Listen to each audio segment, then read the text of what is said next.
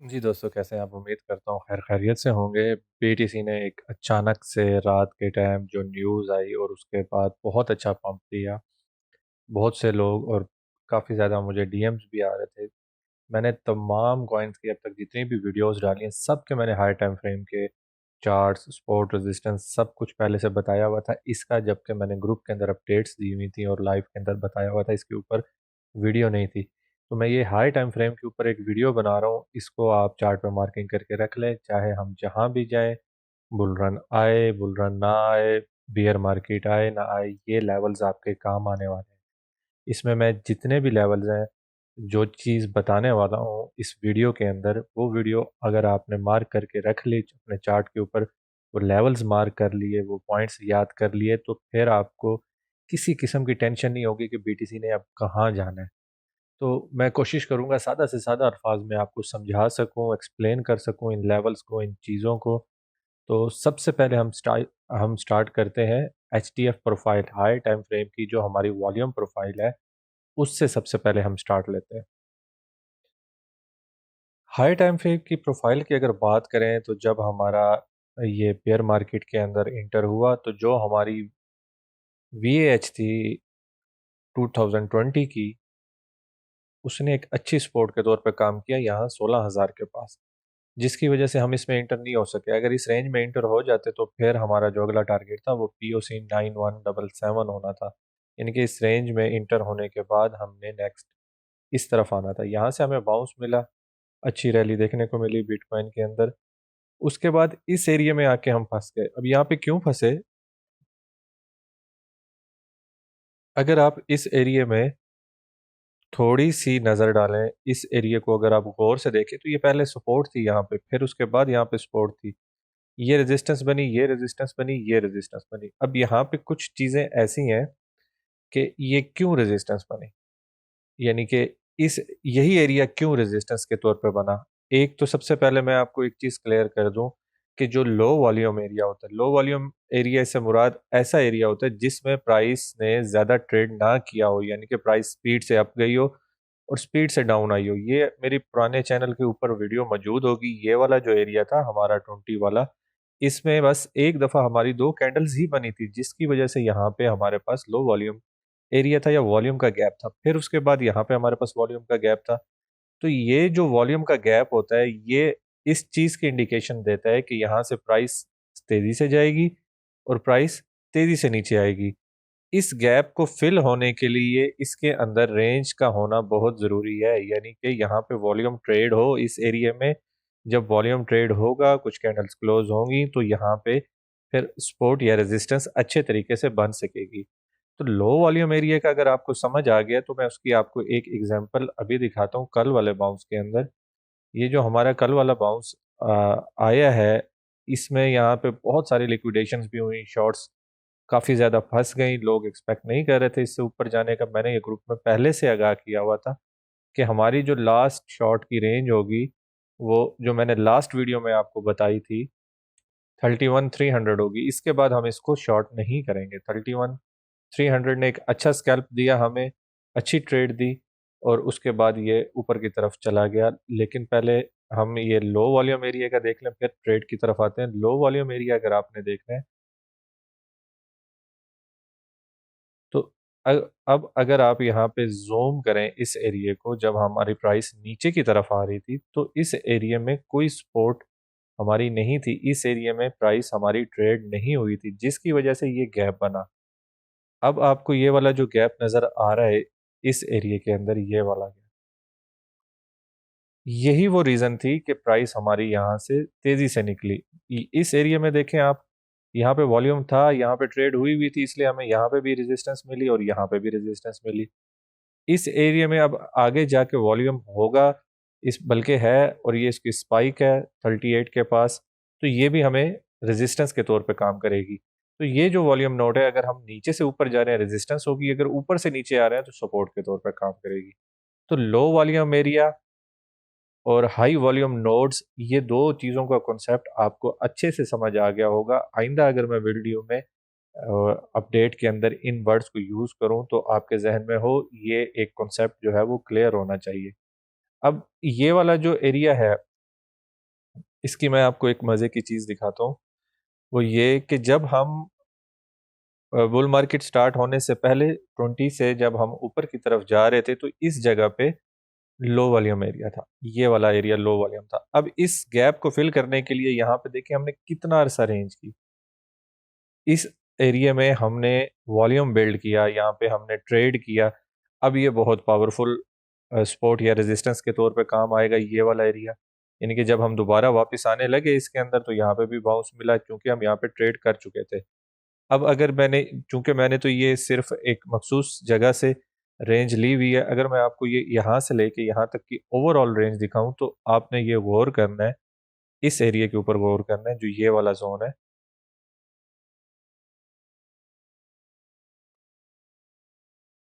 अब इस एरिया में देखें वॉल्यूम बिल्ड हो गया, अब ये लो वॉल्यूम एरिया नहीं रहा। तो ये होता है कि जब लो वॉल्यूम एरिया के अंदर प्राइस मूव करती है, तो वो स्पीड से करती है।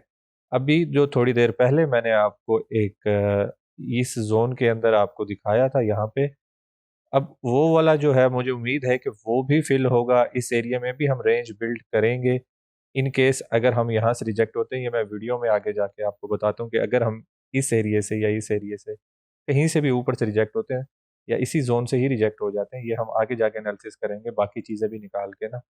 तो ये वाला जो ज़ोन है, ये वाला फ़िल होना चाहिए। ये वाला जो वॉल्यूम का हमारा गैप है, ये इस एरिया में हमें रेंज बिल्ड करनी चाहिए काफ़ी अरसा, जिस तरह से हमने यहाँ की, यहाँ की, यहाँ की।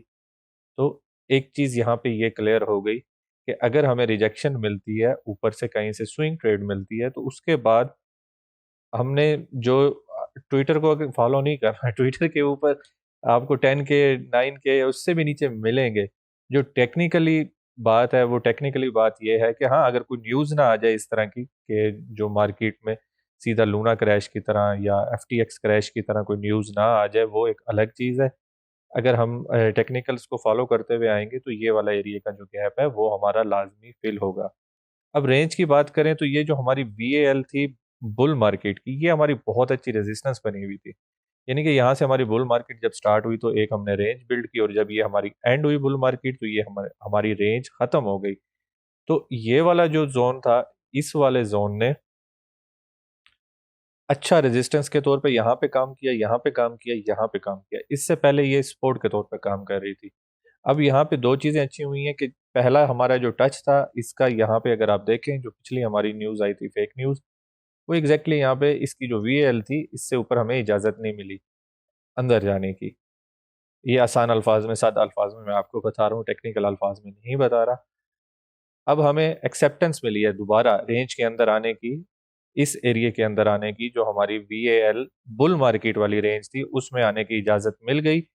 मार्केट ने पंप किया, हम इसके अंदर आ गए। तो पहली बात तो ये क्लियर होगी कि जब तक हम वीएएल बुल मार्केट जो कि 30,625 है, इससे ऊपर रहेंगे, हमें कोई टेंशन नहीं है, हम मज़ीद ऊपर जाने का भी अंदाज़ा लगा सकते हैं। और अगर हम इससे नीचे रहेंगे तो थोड़ी-सी टेंशन की बात होगी कि कहीं हम जो हमारी ये वीएएल है 2021 की, ये ना ब्रेक हो जाए और दोबारा हम नीचे की तरफ सफ़र ना शुरू कर दें। तो ये तो एक खुशखबरी है कि जब तक 30,600 से ऊपर हैं, तब तक हम बुलिश हैं। दूसरी चीज़ यहाँ पे बताएँ, इसके बाद हमारे पास एक और रेंज है जो हमने इधर अंदर रेंज बिल्ड की थी छोटी-सी।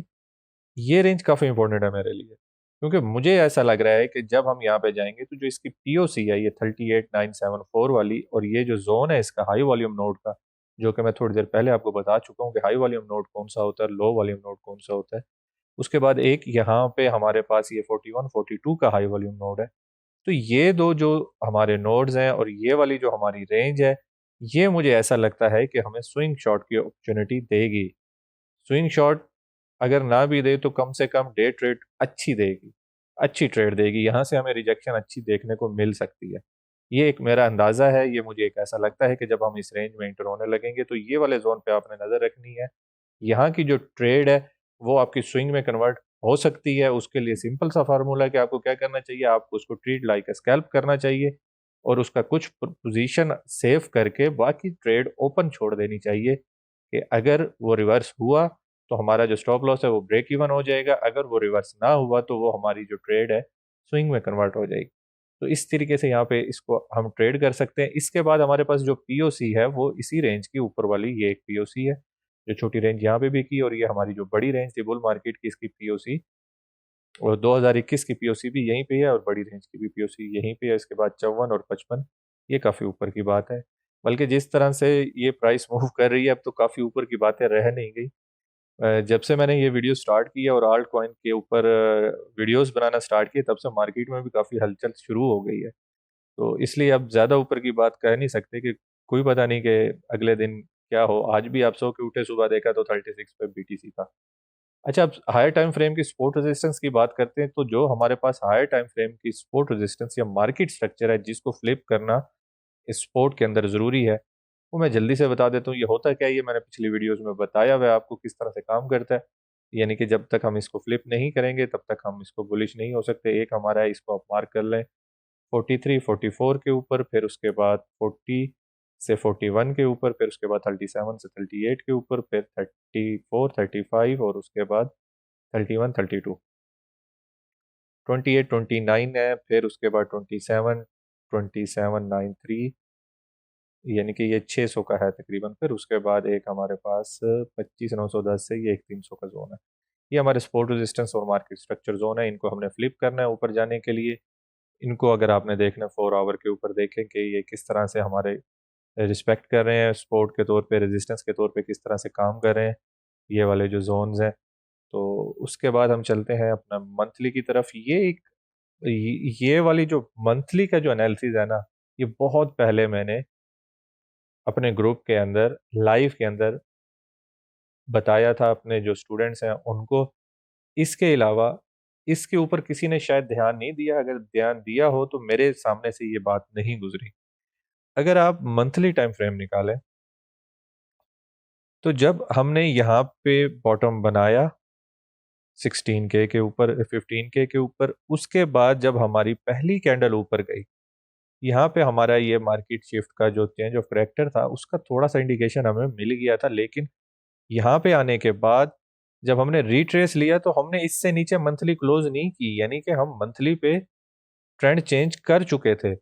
अगर आप यहाँ से देखें कि अगर हमने यहाँ से लो बनाई, तो मंथली पे तो हम ऑलरेडी ट्रेंड शिफ्ट कर चुके थे इजीली, आराम से। टेक्स्ट बुक जिसे कहते हैं सबसे आसान, अगर किसी ने इस चीज़ को देखना हो, इस चीज़ को अगर कोई ट्रेंड को देख रहा हो, चूंकि मंथली का टाइम फ्रेम बहुत बड़ा है, इसलिए ज़्यादा लोग मेरा ख्याल है मंथली के ऊपर फोकस नहीं करते। अगर मैं गलत कह रहा हूँ तो मुझे कमेंट में आप बता सकते हैं कि मंथली के टाइम फ्रेम पे हम ट्रेंड चेंज कर चुके थे या नहीं कर चुके थे। दूसरी चीज़ ये कि अब जो हमारे पास अगला मंथली का इम्पोर्टेंट रेजिस्टेंस है, तो ये वाला स्ट्रक्चर है जो हमारा 21 यानी कि जून 2021 का था। हमें मंथली क्लोजिंग इससे ऊपर करनी है। अगर हमारी मंथली क्लोजिंग 30,400 से नीचे होती है या फिर 23 से नीचे होती है, तो ये जो 30,400 है ये पहले इंडिकेशन होगी, और जो हमारा ट्रेंड खत्म होगा वो 23,000 के ऊपर ट्रेंड खत्म हो जाएगा। अगर हमारी मंथली क्लोजिंग इससे नीचे होगी, ये हमारी फर्स्ट इंडिकेशन होगी कि भाई हमने मंथली के ऊपर एक रेड कैंडल बनाई, इसके नीचे हमारी क्लोज हुई, तो ये पहले इंडिकेशन है। यहाँ पे हमें कॉन्शियस होने की ज़रूरत है, तो इस जगह पे हमें ज़रा ध्यान देना है। उसके बाद जो है वो अगली हमारी 38,467.5 के ऊपर है, जो हमारा मंथली का स्ट्रक्चर है, इसको फ्लिप करना ज़रूरी है। फिर उसके बाद 43,800 और 45,509, फिर उसके बाद हमारे पास 58,843। तो ये हमारी मंथली के लेवल्स हैं जिनको क्लोज करेंगे। जब तक इनसे नीचे है ये रेजिस्टेंस है, जब इनके ऊपर है तो ये हमारे लिए सपोर्ट का काम करेंगे। मंथली के लेवल्स इंपॉर्टेंट होते हैं, इनको देख लिया करें। इसके बाद अगर हम वीकली की बात करें, अगर हम वीकली की बात करें तो वीकली पे भी सेम ही है, ऐसे ही है कि हमारा ट्रेंड चेंज नहीं हुआ। हमने की वीकली जो थी, यानी कि जो हमारा स्ट्रक्चर था, उसको रीटेस्ट किया और उसके बाद हम ऊपर की तरफ चले गए। जो हम वीकली का जो ट्रेंड बनाते हुए आ रहे थे उस हिसाब से। अब हमारे पास जो अगला वीकली का इम्पोर्टेंट लेवल है वो 37,754 है। और जो हमारा मेन वीकली था, जो ये वाला वीकली था, वही 19 जुलाई 2021 का, उससे ऊपर हमारी वीकली क्लोजिंग नहीं हो पा रही थी। अब तो अगर इस हफ्ता ये 31,773 से ऊपर रहता है, तो ये हमारी वीकली क्लोजिंग इससे ऊपर होगी, तो हमारा ये वाला जो ट्रेंड है ये शिफ्ट हो चुका है वीकली के ऊपर। अगली जो हमारी देखने वाली रेजिस्टेंस है वो 37.7 की है वीकली के ऊपर, फिर 4682 और फिर 51। अब अगर डेली की बात करें तो जो डेली का ट्रेंड था हमारा, वो हमारा इम्पोर्टेंट था 31756 का। 31756 के ऊपर जो है हमारी डेली क्लोजिंग नहीं हो पा रही थी, हमारा ट्रेंड चेंज नहीं हो पा रहा था, तो हमने डेली क्लोजिंग इससे ऊपर कर दी है। अब हमारी अगली 37615, ये एक इम्पोर्टेंट डेली है, फिर 44, 52 और फिर 24 है नीचे।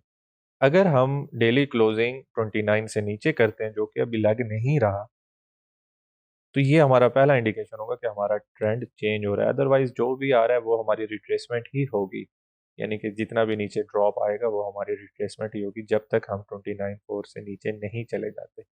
ये हमारा हो गया डेली, वीकली, मंथली। अब यहाँ पे थोड़ा सा एनालिसिस कर लेते हैं इन लेवल्स को देखते हुए। डेली के बाद अगर ऑर्डर ब्लॉक्स की बात की जाए तो 38 के ऊपर हमारा 3 डे का ऑर्डर ब्लॉक है, और एक डेली का ऑर्डर ब्लॉक है 38 के ऊपर, फिर उसके बाद 40 का है, और उसके बाद एक हमारा H4 का है 43 के ऊपर। ये ऑलरेडी यूज़ हो चुका है, लेकिन फिर भी इम्पोर्टेंस रख सकते हैं क्योंकि यहाँ पे इसके मिड पे हमारा SFP पड़ा है, स्विंग फेलियर पैटर्न। ऊपर फिर 45 के ऊपर है, और नीचे जो है 28, उसके बाद 28 के बाद 27, 26,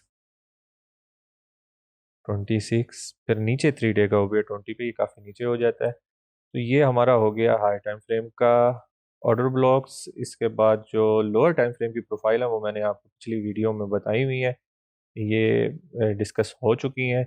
लेकिन अब हमने ये देखना होगा कि जब ये हमारी प्राइस दोबारा से रिट्रेसमेंट के लिए इस जोन के अंदर आती है, तो जो हमारा ये 31 और 32 का जोन है, ये हमें सपोर्ट के तौर पे काम करना चाहिए। सपोर्ट के तौर पे इस तरह से काम करना चाहिए कि ये हमारे लिए मार्केट का जो मेन स्ट्रक्चर है उसके लिए काम करना चाहिए। यहाँ से हमें दोबारा से ऊपर की तरफ रैली मिलनी चाहिए। तो ये हमारा जो जोन है ये होल्ड होना चाहिए लाजमी तौर पे, जो 31 से 32 का, ये काफ़ी इंपॉर्टेंट जोन है। मुझे अगर हम यहाँ पे रिट्रेस होते हैं या थोड़ा सा साइडवेज होते हैं, जो मैंने आपको वॉल्यूम वाली बात की है उसको फिल करते हैं, तो उसके बाद हमें ये वाला जो जोन है 31 से 32 का, इस जोन के अंदर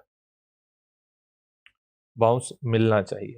उसकी रीज़न मैंने आपको बता दी, लोअर टाइम फ्रेम की प्रोफाइल्स भी हैं, हाई टाइम फ्रेम की प्रोफाइल भी है, प्लस यहाँ पे हमारे पास जो हाई टाइम फ्रेम के सपोर्ट रेजिस्टेंस जोन है, जो कि पहले रेजिस्टेंस था अब हमारा सपोर्ट में कन्वर्ट हो चुका है, ये है मेन 32 से 31 का।